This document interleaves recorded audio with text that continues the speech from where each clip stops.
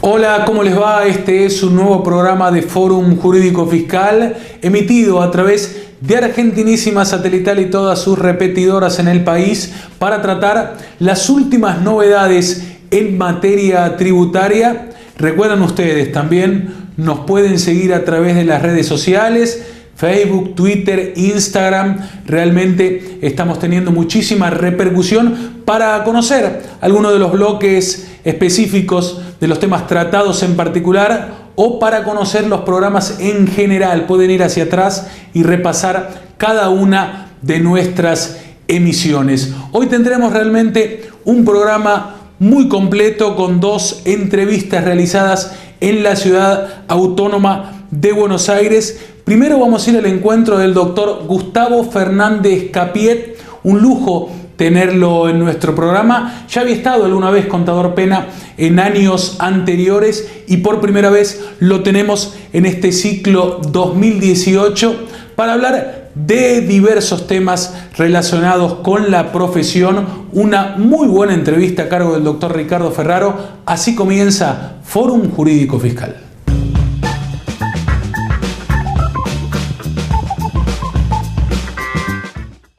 Estamos con el doctor Gustavo Fernández Capiet. ¿Cómo estás, Gustavo? Gracias por estar con nosotros. Y vamos a charlar de un temita que creo que le preocupa a toda la audiencia. Porque el doctor Fernández Capiet es un contador como usted, como el que está mirando, que está todo el día trabajando en el tema. ¿Me equivoco? No del todo. Buenas tardes primero, muchas gracias. Gustavo, a tu juicio, y vos que sos del interior, digamos, decime, ¿se está cumpliendo con el consenso fiscal, con, digamos, las pautas de ingresos brutos? La verdad es que a nuestro criterio no se está cumpliendo. Por otro lado, cuando uno habla con las autoridades, muchas veces dicen que ellos están dentro del marco del consenso fiscal. La situación, ¿cuál es? Hay una gran cantidad de provincias que tenían una tasa de ingresos brutos para el sector en el que nosotros trabajamos, de la hotelería, gastronomía y el turismo, y que el consenso fiscal que firmaron les autorizaba unas tasas máximas de ingresos brutos que tenían que ir decreciendo a lo largo de los años hasta llegar a un piso más abajo. La realidad es que había muchas provincias que venían cobrando tasas por debajo de los máximos consensuados o autorizados. Entonces nos encontramos, creo que con 14 o 13 provincias que en los hechos lo que hicieron fue aumentar las tasas. Nos encontramos con algunas provincias que lo que hicieron fue cambiar los rangos y eso hacía que uno pase a una tasa más alta y la verdad que en el día a día y en la liquidación mensual, por decirlo de alguna manera, lo que veíamos era de que lo único que habíamos conseguido era tener consenso fiscal mediante mayor presión tributaria. O sea, hubo un incremento, digamos, concreto del pago de ingresos brutos. Y se llevaron las tasas que estaban por debajo de la media del consenso a la media del consenso. Esto es lo que pasó. Claro, esto es lo que pasó. Ahora después, ¿qué pasó? En varias provincias, cuando se leyó la letra chica y nos dimos cuenta, entre ellos la mía, ¿no? Nos dimos cuenta de que esta situación que estaba pasando, de que en nuestro caso, por ejemplo, veníamos con una tasa del 3 al 3,5 dependiendo de la actividad y de golpe nos fuimos al 4,5 o al 5 que era el máximo autorizado en el consenso que firmaron. Lógicamente nosotros pataleamos, cuando digo nosotros pataleamos es la parte del turismo, la parte del comercio, en esta cuestión de empezar por beneficiar la industria. La caja, por decirlo de alguna forma, la cubrieron con los servicios y con el comercio. ¿Qué logramos nosotros, puntualmente en la provincia del Neuquén?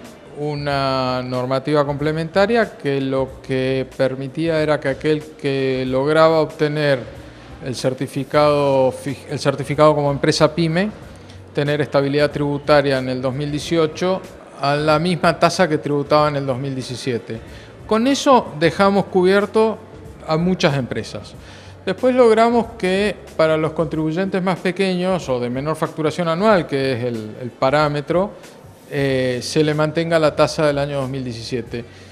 Y así, después de muchas discusiones y finalmente llegar a un acuerdo con el gobierno, creemos que entre el 85, alrededor del 85% de los contribuyentes, por lo menos durante el 2018, tienen garantizado en términos de impuesto inmobiliario la misma tasa y los mismos parámetros que en el año 2017. Ya que cambiaste de impuesto, porque me pasaste de ingreso bruto a inmobiliario para mostrar que se van, digamos, compensando las recaudaciones.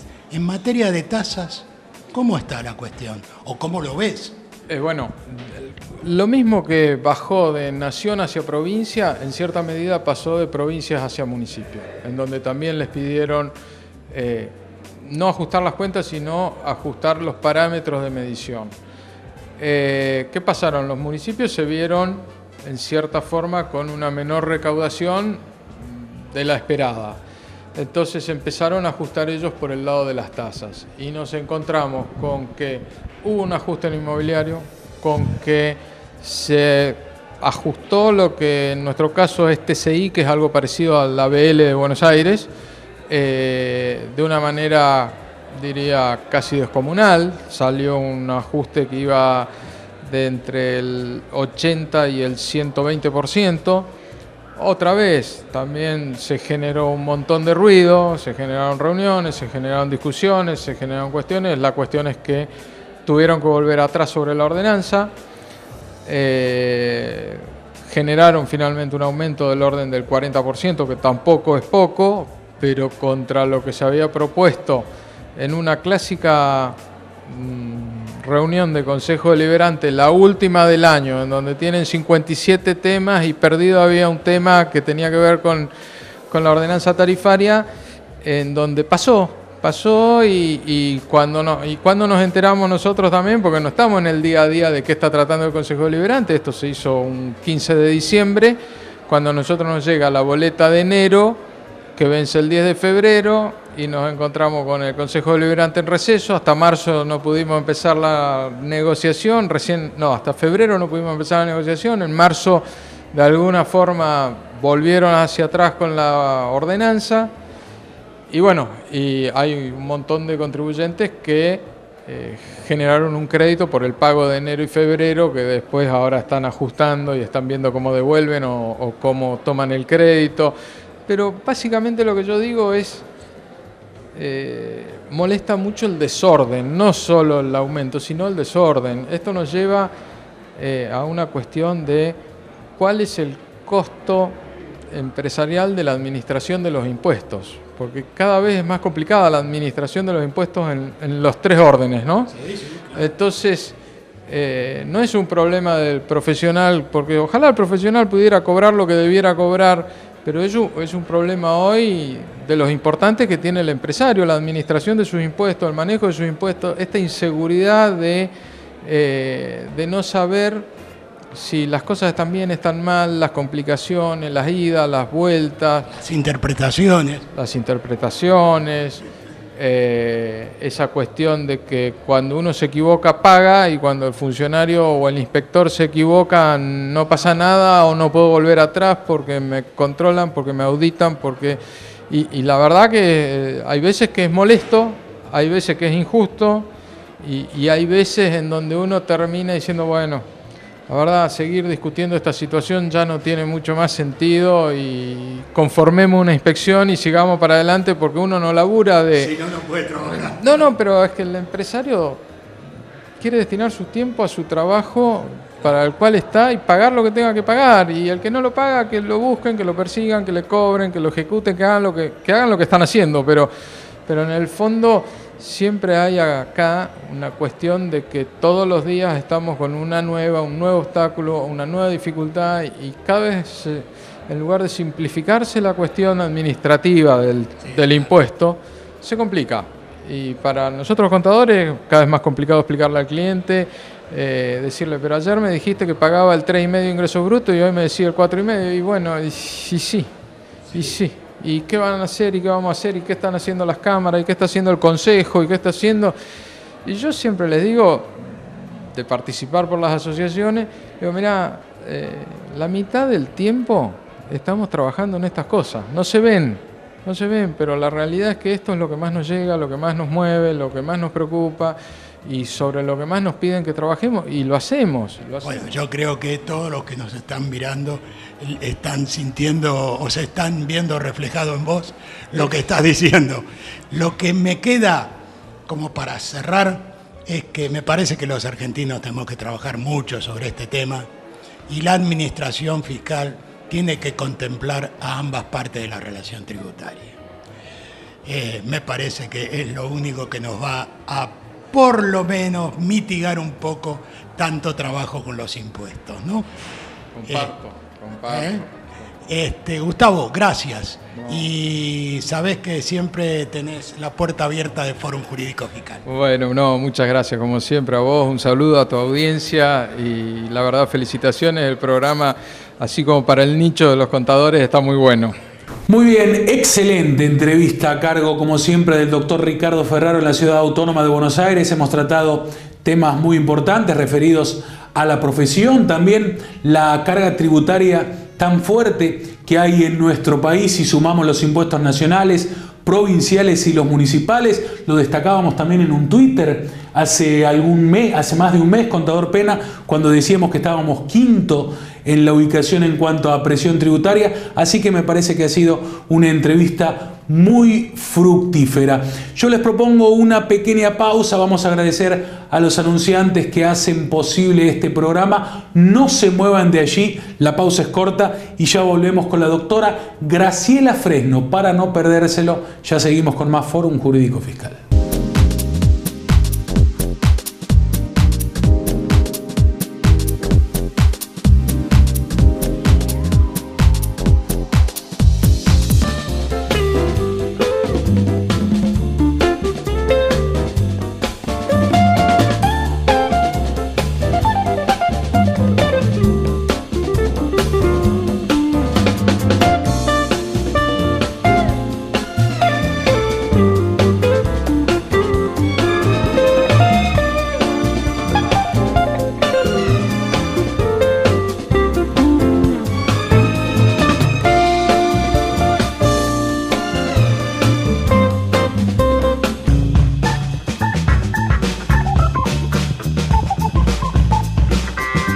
Muy bien, segundo bloque en Fórum Jurídico Fiscal. Lo prometido en el primer bloque, vamos al encuentro de la doctora Graciela Fresno, presidenta, la autoridad máxima de la Federación Empresaria Hotelera y Gastronómica de la República Argentina. Un lujo para nosotros tenerla para hablar de diversos temas. Nos recibieron muy bien allí en la Federación, motivo, como decíamos hace un par de programas, de un lunch con periodistas, así que hemos tenido la oportunidad de hablar con las máximas autoridades de este sector. Vamos a hablar específicamente con la presidenta de FEGRA de Derecho Laboral y cuestiones tratadas en la última reunión de la Organización Internacional del Trabajo. Realmente muy importante la entrevista. La vemos a la doctora aquí en Fórum Jurídico Fiscal. Estamos con la doctora Graciela Fresno. La doctora Graciela Fresno es actualmente la presidenta de la Federación Empresaria Hotelera y Gastronómica de la República Argentina. Y además es lo que podríamos llamar una especialista laboral. Por eso es que nos interesa tanto hablar con ella, desde el punto de vista sectorial como general. Graciela, muchas gracias por estar con nosotros, por darnos unos minutos de tu tiempo, que sabemos que es escaso. Así que este Fórum te agradece mucho que estés. Al contrario, gracias a ustedes por venir. Bueno, un pajarito nos contó que estuviste en alguna reunión importante.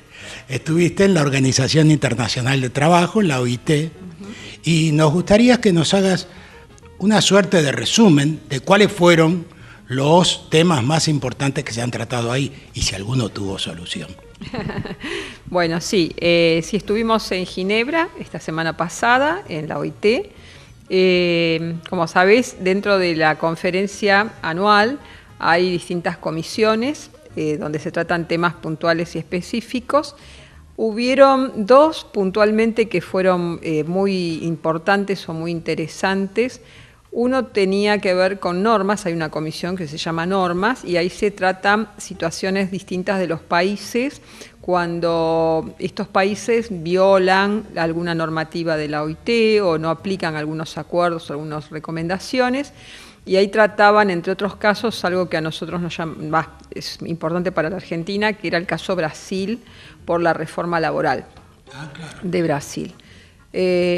Bueno, este caso se llevó ante la OIT, al comité de expertos, fundamentalmente porque, según ese comité de expertos y los sindicatos denunciantes brasileros, acusaban al gobierno que esa reforma laboral violaba un convenio de la OIT en cuanto a la participación sindical en las distintas normativas que se van creando, ¿no es cierto? Bueno, era un convenio, según ellos, que no estaba tenido en cuenta o reflejado en la reforma.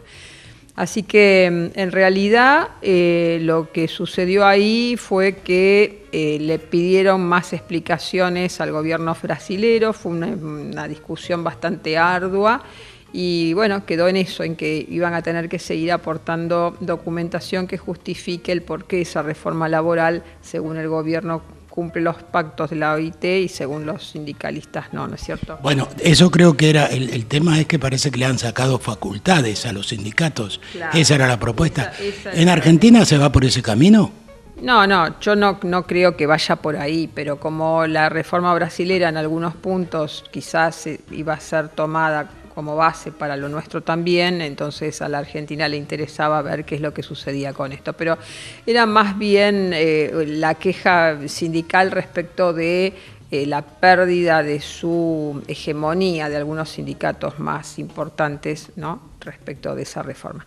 Y el otro punto que también fue muy discutido, muy importante, tenía que ver con la comisión que trataba violencia y acoso en el trabajo. Y eso sí que fue terrible porque la verdad es que quisieron hablar de un convenio, no de una recomendación, entonces ese convenio iba a contener una serie de disposiciones muy fuertes para la República Argentina, ¿no es cierto? Tenía que ver mucho con poner en la cabeza de la empresa o del empleador muchas veces la responsabilidad de llevar adelante medidas que protegieran o que impidieran esa violencia hacia la mujer o hacia otros sectores vulnerables de los trabajadores. Inclusive hablaron de la violencia doméstica como violencia que tenía repercusión dentro del ámbito laboral. Que se traslada al ámbito laboral, pero obviamente poniendo el énfasis sobre la responsabilidad del empleador en cuanto a tratar de resolver el problema. Un problema que si no lo resuelve la familia, no lo resuelve el Estado, pobre empleador, ¿qué puede hacer? Bueno, fue tan, digamos, impensado la terminología o lo que se quería hacer con eso, que en definitiva, después de varias jornadas de discusión, se llegó a la conclusión de que eso no iba para ningún lado, era un convenio que estaban engendrando algo que no lo iba a poder manejar nadie, con lo cual volvieron a foja cero y para el año que viene van a tener que empezar como de vuelta, ¿no es cierto?, a definir desde el principio qué es violencia o qué es acoso, porque era una definición tan grande que todo o cualquier cosa entraba dentro de eso. Así que bueno, delicadísimo el tema. Delicadísimo, muy delicado, muy delicado. Eso yo es lo que rescato, así en tres palabras, como las partes para mí sustanciales de lo que se trató en la OIT, ¿no es cierto? Bueno, el tema de acoso y de violencia en el trabajo no es una cuestión, y lo estás de alguna manera confirmando, es un tema mundial, es una preocupación mundial, ¿no? Pero también, si no se le pone límites o no se le pone dónde está el derecho y el fin del derecho, ¿cómo hacemos, no? Lógico, sí. Saliendo del plano internacional, en el país, supongo que tendrás una preocupación especial por lo que es hotelería y gastronomía. Pero además de ese tema en particular, me gustaría que nos des tu visión con respecto al tema empleo o al tema laboral, digamos cuando está en ciernes ya una reforma que en cualquier momento empieza la gran discusión. ¿Cuál es tu punto de vista, ¿no? Con esto, en lo particular y en lo general?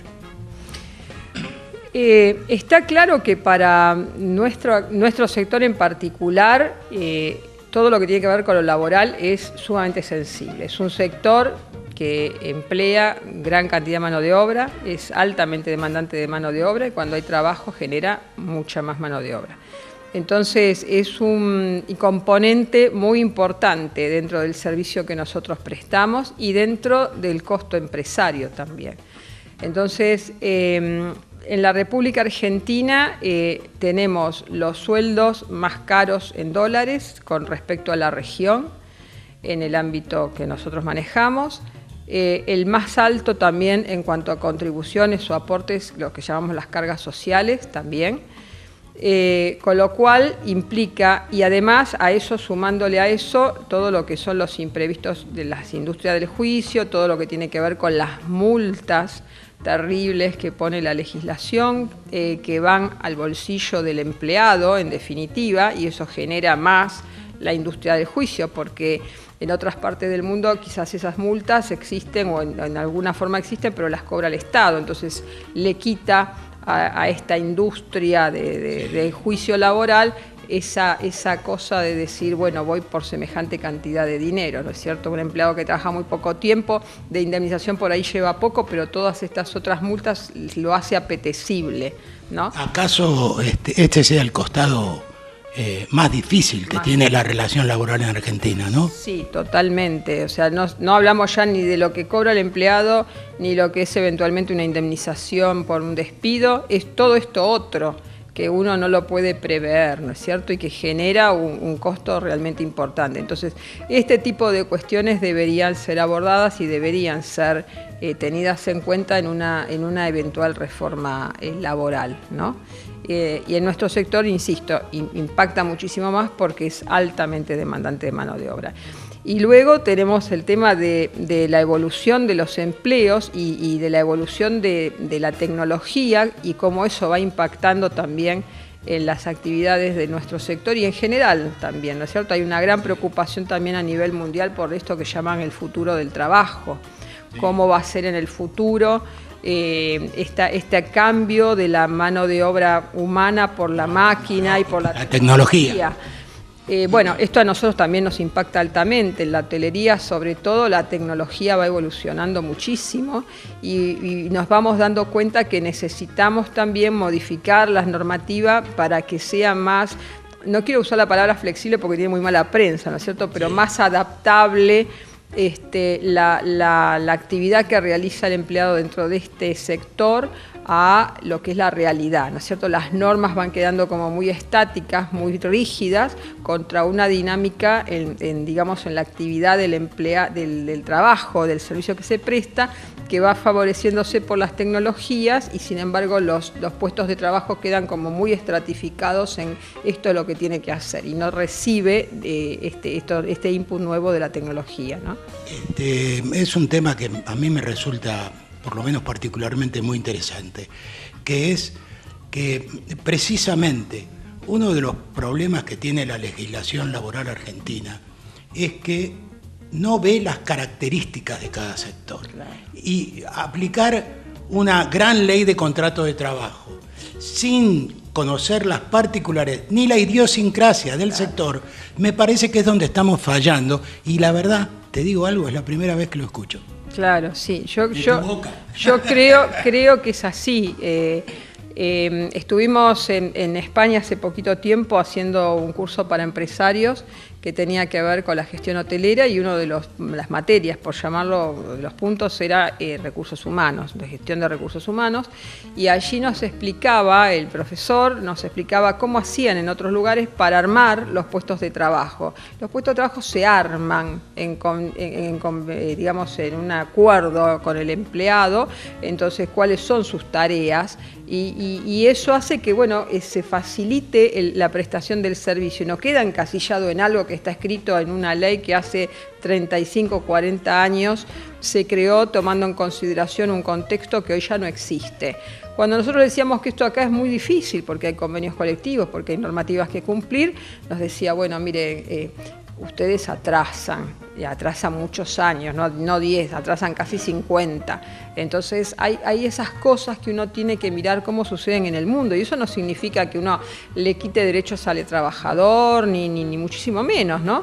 Los derechos tienen que estar y lo que tiene que aplicarse es que todo eso se pueda adaptar a cómo vienen los tiempos, o sea, no quedarse con lo de hace 50 años, que es una cosa que, bueno, hoy en día no permite que la empresa evolucione como al ritmo de lo que el mundo le va exigiendo. Y si no evoluciona la empresa, no evoluciona el empleo, claro, y sobre todo porque se viene la robotización, claro. ¿no? Y no se hace competitivo tampoco, porque uno tiene que competir también con otros países, con otros lugares, que bueno, las cosas son diferentes. Entonces, eso también hace a la imagen, al costo, al precio, a cómo competimos con el vecino de al lado.